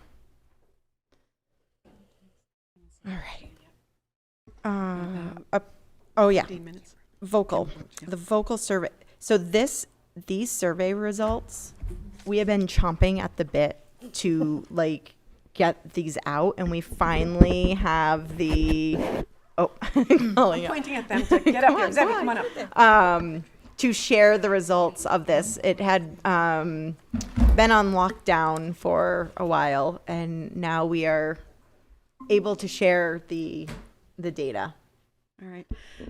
Thank you. And thank you, Principal Scanlon-Amy and Ms. Steinitz for joining us for this conversation. We're going to give you a very high-level overview. I'll explain what the vocal survey is and why it is so important. And our hope has been that in sharing all these data transparently and with some detail, we are painting a picture of a district that is on the move, both in terms of academic outcomes, attendance, and the school climate in which our students spend the majority of their waking hours. So VOCAL stands for Views of Climate and Learning. Sorry, we're texting our attorney up here for executive session. This is a survey. I don't remember how long the state has been doing this survey. 2020, I was thinking something, yeah. Thank you, Brian. 6, 7. Sorry. Oh, yeah. You knew that. Before COVID. You knew that, yeah. A lot of people didn't Before get COVID, that. that's I all know. I can tell you. Okay, before A couple COVID. years before COVID. We did. Okay. Now, this is a little hard to believe, but the way students take this survey is by participating on an electronic device after they finish MCAS in the spring. So just imagine our kids. It's given to students in 4th grade, 5th grade, 8th grade, and 10th grade. So those 8th graders really have it. Now they've got 4 MCAS exams, and at the end of one of them, they do this online survey. We are not empowered to share with you the results from other districts. We are able, as an administrative team, to dig in deep on the results, not only from Pioneer students, but also students across the state, actually from any district in the state. I am able to share that the participation rate of students at Pioneer exceeds that of almost every other school and district in the county. And in some cases, there is a local high school, I'm not going to name names, that had 4 of their students participate in the high school vocal survey last year, and our participation rate up here was 91, 93, something like that. So, without further ado, and Miss Gary happened to come by my office on the morning that the administrative team was reviewing these results together for the first time, and they were literally cheering each other as their schools results. I have goosebumps now just thinking about, like, when I walked in, the amount of excitement and joy amongst the admin team just looking at this information, and especially from after taking an MCAS exam, right? Like, after taking an exam, you're then taking another, anyways, yeah. Annie, were you gonna say something? No, for the 8th graders, they take the test immediately after having completed 13 days of standardized testing. Not that they test all day, but they have 13 separate sessions. And so they are entitled to be maybe in a grouchy mood. And the data is actually really positive. So the survey asks students to comment on what they believe to be true. And it's sort of a mostly true, almost mostly true, never true, in 3 key areas. Engagement, and that includes cultural competence, participation, how much the kids feel like they are engaging with school, and relationships. So that's all under the first rubric of engagement. And then there's safety. How emotionally safe and physically safe do students feel? And what's the deal with bullying in a child's school? And then the environment. What's the instructional environment like? How do kids feel about what they're learning? What is the mental health environment? And what's the disciplinary environment? So we are going to give some just some big picture information, and then just snippets of some things that stood out for us. So, all right, this is Pioneer, the secondary school, over 4 years. On the far right is 2025. The key metric here is the size of the darkest blue rectangle at the top. That darkest blue rectangle is the percentage of students who rated their school in the least favorable category. This is an unusual setup, but it is the one, the cutoff scores in between least favorable, somewhat favorable, favorable, highly favorable are made up by DESE. Everything other than that darkest blue category is in some way good. It is the size of the least favorable that really matters. So what you see here is last year, a year ago, not last year, spring 2024, 31% of the students at Pioneer rated the school in the least favorable category. That's just about 1 in 3 students. In one single year, and I'm going to say this, under Principal Scanlon Amy's leadership, in one single year, we reduced that to 10% of the students rating the school in the least favorable. That is an extraordinary rate of growth. There is no other secondary school in the county that has anything approaching that rate of improvement. And then I am not identifying schools here. I'm not empowered to do that. I may identify PVRS. This is one where you want to be on the left. So up here you saw on the far right, you see that 10% that I'm raving about? Here's how it compares to the other secondary schools in the county. Again, and there's one school missing because they had only 4 kids take it. So not only does Pioneer far and away have the best student rating in this metric, we also have the highest rate of participation of kids in the survey. Right, so we've got more kids participating, and they are saying unequivocally, my school is feeling pretty good to me. Now, some of the selected survey results at grade 4, and these are snippets. And when we give a percentage here, it's kids, Zevi, they say it is mostly or always true. Mostly or always true. 98% of kids in grade 4 across the schools report that adults treat students with respect. 100% of kids in 5th grade across the 2 buildings report that, quote, teachers at school respect me for who I am. In grade 8, 99% of our students report that teachers are available, quote, when I need to talk with them. And at grade 10, 93% of students report being open to having friends who come from different backgrounds. For example, friends from different races, cultures, family incomes or religions, friends with a different sex or sexual orientation. These are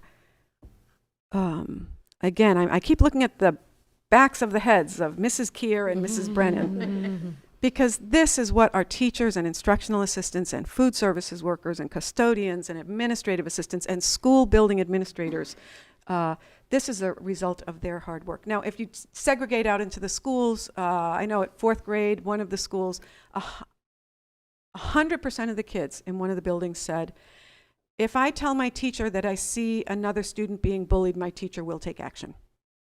In one of the buildings, we had 100% of the 4th graders saying that. And again, I just want to remind folks, the survey looks at engagement, so it looked at how connected kids feel, their safety, and the instructional environment, mental health environment, and disciplinary environment.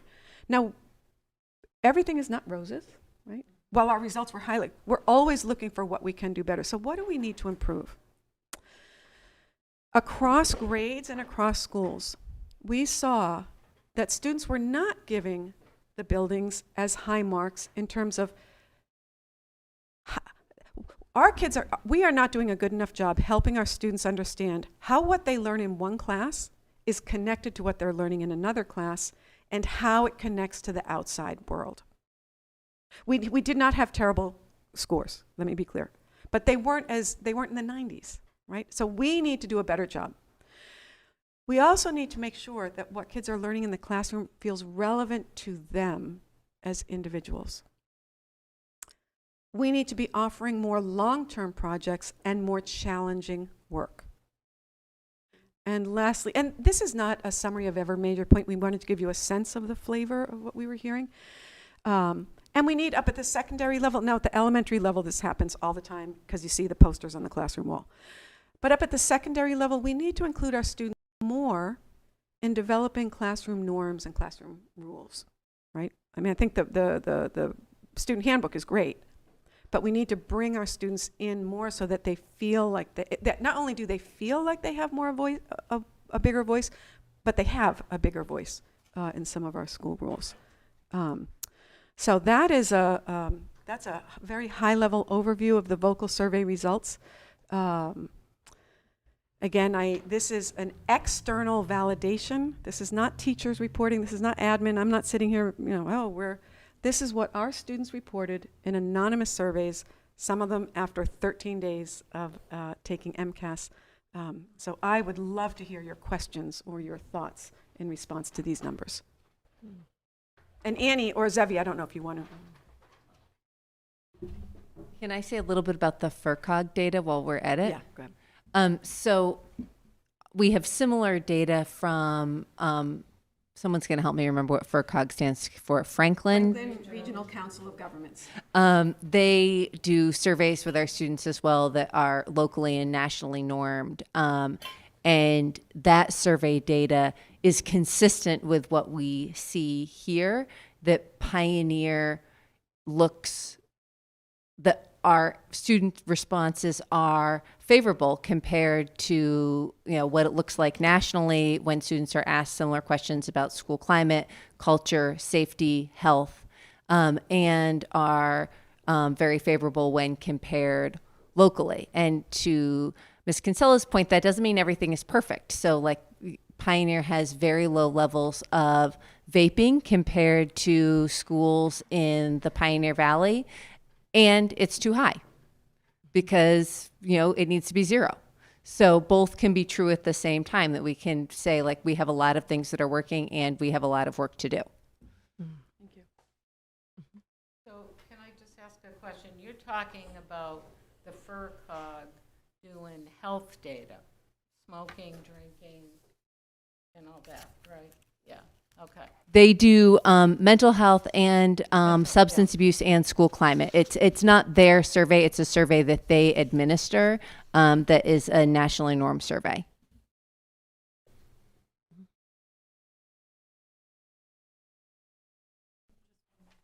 One thing I was thinking of when I was looking at this, do we have a way for a student to anonymously, mention or give their opinion to the administration throughout the year and say, hey, I've noticed a lot more bullying, or, maybe a way for us to become aware of something that's trending that hasn't necessarily hit the paperwork or, incident reports yet. Is there a way for students to do that and still feel safe about bringing that to you?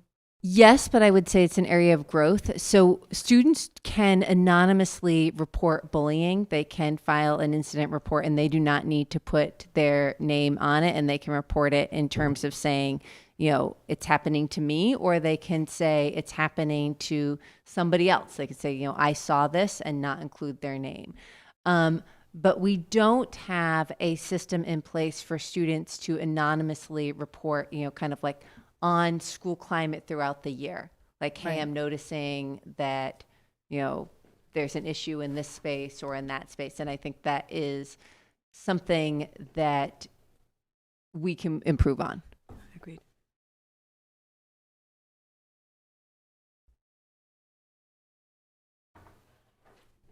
I'm just trying to organize my thoughts because I've got a couple of different thoughts. I am both really, I want to congratulate the staff and the administration, the teachers, the IAs, everyone who interacts with students on a daily basis.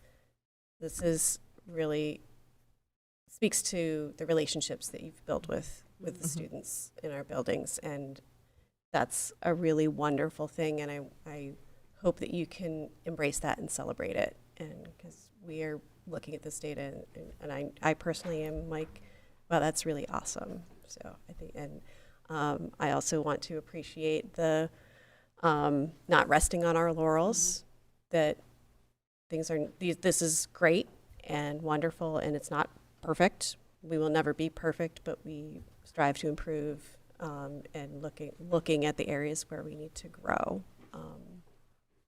Thank you. Good. Thank you. Thank you so much. Thank you. Thank you, guys. That's it for me. Okay. Okay. Tyler, welcome. Hey, Tyler. How did it go? We won 5-0? Hey. Yeah! Yay! Welcome to the warmth. And thanks for bringing in that good news. Thank you, Tyler. And Welcome thank you to the your warmth. colleague who was here. Yes, thank you. All right. Okay. Approval of the Leiden Town Report. So the Leiden Town Report comes at a different time of year than the other towns. We like their time better. It goes Yes. by the original state law. Yeah. So we changed it. Yep. So this is the town report that I had to submit and to Leiden, and there also needs to be a vote to accept the town report. So it's a little bit of backwards because this already was submitted and It's not printed. printed. Yeah. Okay. Submitted. But thank you, Patricia, for putting this And together. Principal and- Scanlon, Amy, Principal Burstein wrote Yes, their narratives. Yes, their narratives. So this has already been submitted. I would entertain a vote to accept the Leiden Town Report as written. So moved. I'll second. Okay. And roll call. Michelle? Michelle Geruso, yes. Stephanie Arroyo, yes. Raina Dastu, yes. Stephen? Stephen Martin, yes, thank you. Melissa? Melissa Osborne, yes. And Melissa, yes. Okay, great. Thank you. Homeschool Report. That's it. report. Yep. You have a packet in your memo, school committee and other folks at the table. We, in the school committee annual calendar of tasks and reports, we commit to providing you with information once a year about the number of students who are being homeschooled in our 3 towns. I have supervised homeschooling in 3 different districts. Mrs. Parlaklash, our director of student services, does it in this district. And I can say that Pioneer is, I believe, the most supportive of the 3 districts in which I've played some role in this process. We firmly believe and support the right of families to choose the way in which their children will be educated, and some families choose to educate their kids at home. We also are really clear about what the state law says needs to be included in a homeschool report. We make that information, I think, easy to understand and easily available to any families interested in homeschooling, and we try to be timely in our review of homeschool plans. I can share that when I arrived here 4 years ago, that was not the case. So you should be proud that this has been an area of significant improvement to town residents for the district. So as you can see, Ms. Parlaclosh has enumerated the number of students who are being homeschooled for this current school year in the various grades. Kindergarten is not legally required in Massachusetts, therefore we neither need to review nor approve kindergarten homeschool plans. You've got the number there of students who are being homeschooled by town. I'm surprised at the 0 in Leiden. Leiden usually has an active homeschool community. They all got older.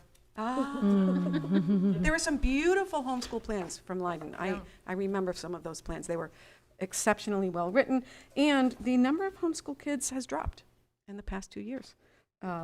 Last year we had 39 students. The year before we had 44, and it looks like we are down to 36 this year. Can you homeschool at any time? Yes, Yeah. you may pull your, now, we recommend that you let us know and that you get a homeschool plan together before you pull your kid. Just wondering. Yes, anytime. And if you pull your child in May and there's a month left of school, you got to do a homeschool plan, because otherwise your child will become truant. Okay. So we're super supportive, but we also are very clear. Families have an obligation under the law to educate their children if they do not enroll their children in an approved educational institution. Okay. Okay, enrollment update. Yeah, and I have something on here that I want to bring up because Michelle asked questions last time and we got answers.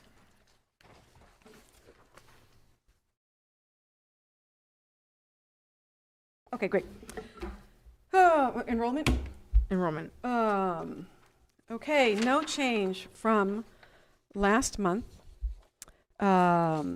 Michelle, oh wait, is the grade in town plan here? Flip It's it. on the back, okay. Michelle, you had requested information about enrollment by grade in town. Thank you. You're welcome, happy to. And you also requested information about dual enrolled students. We have 4 students total, 2 seniors, 2 juniors who are dual enrolled. And I want to pull something up. Oh, this is a really cool DESI radar school choice. I spend my insomniac hours, unfortunately, on my laptop. I was not familiar with this radar report. We'll put a link in somewhere. I'll put a link at the top of one of these reports. So this is DESI. They have an area of their website that is called Radar, Resource Allocation and District Action Reports. The school choice dashboard is so interesting. It has 2 possibilities, and there are 2 pages. Now look down at the bottom of the page. I think they should be putting a red arrow here to make clear there's 2 different pages. The first is, by district, where do the kids come from? So I'm going to make this a little bit bigger. It's so easy, and any of our residents, I'll put this in the district update, that's what I'll do. Any of our residents at any time can just go and see. So these are numbers from last school year. Okay. So last year it said, I don't know if this is October 1 or December 1, 581 kids. 201 were residents of Bernardston, 53 Leiden, 216 Northfield. Tuitioned in last year, 14 from Warwick. Now this tuitioned in, paid by parent guardian, that's pre-K. That's pre-K. And last year we had the last remaining faculty member who qualified to have students tuitioned in. Those kids would have been in this, but that family is gone and the policy no longer applies to any faculty. And we've got 22 kids tuitioned in from out of state. That would be our Vernon kids. Then we can see we have from Irving, 4 kids, Gill, 2 kids, Greenfield, 24 kids, Montague, 6, Orange. So you can see, anybody can see. You don't have to wait for me to get you a spreadsheet. Now the other thing you can do is say, wait, those kids from Bernardston, those families from Bernardston, where are they sending their kids? So we're not looking at the district here, we're looking at the town. And Bernardston has 25 resident students who go to the tech school, 201 who go to a pioneer school, three are tuitioned in at Mohawk Trail. That could be preschool, that could be a family faculty tuition policy. Pioneer Valley, that's preschool tuition. And then Bernardston has one resident student who goes to Frontier, one at the virtual school, 4 at Greenfield, and 8 at Mohawk. And then Bernardston sends 4 kids, last year, sent 4 kids to Four Rivers and 2 to the Pioneer Valley Chinese Immersion Charter School. Isn't this cool? So I'm going to have admin teams sit and play with this. Because when you look at some of our surrounding towns and see, wait, how many kids from Montague go somewhere? Wait, how many kids from Coleraine? How many kids? Where do the kids from Greenfield go? You begin to see some patterns, and I think it behooves us to be as entrepreneurial as we can be while sustaining our improving quality and not stressing anybody out. But if other towns are getting some kids who might be able to travel to our schools, maybe that's an area of growth for us. So I wanted to share this with the school committee. I'll put a link in the district update. And you, too, in the middle of the night. Can I will, actually. I don't know if that's sad or not, but I will.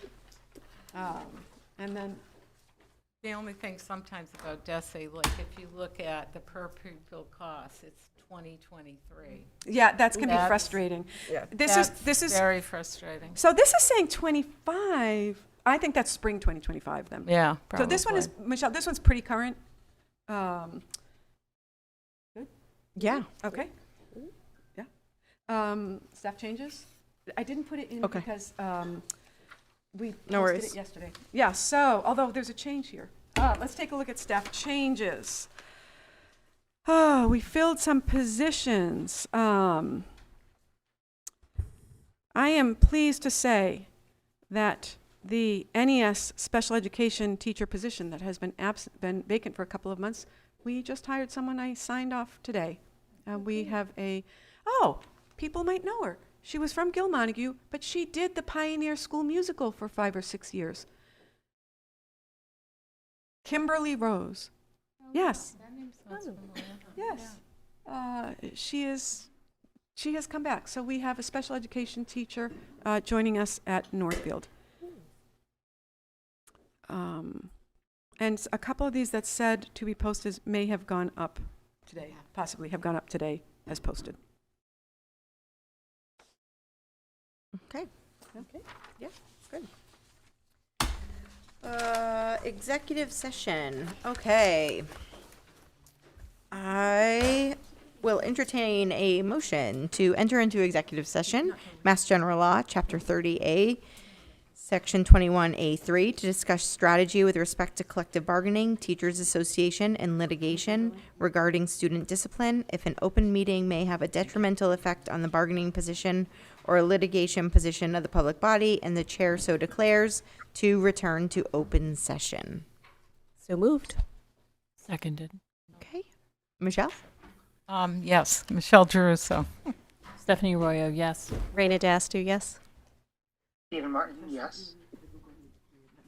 Melissa? Melissa Osborne, yes. And Melissa Gary, yes. Okay. We will go into executive session. Hi, Melissa. Oh, Yeah. and I'm sorry. I'm to- sorry. I'm afraid I have to head off before Okay. the executive session. I apologize. okay, thank you, Stephen. Steve. I'm so grateful to spend time with you, and thank you for all you're doing, everybody. Thank you. Thank you. And we will be bringing in superintendent, director of finance, and Ann Harding, And district council and district will council. join us virtually. Yes, we are coming back. Sorry. Oh, I hope I have a key. Annie, have you got a key for the conference room? I didn't bring it. I do. Yes,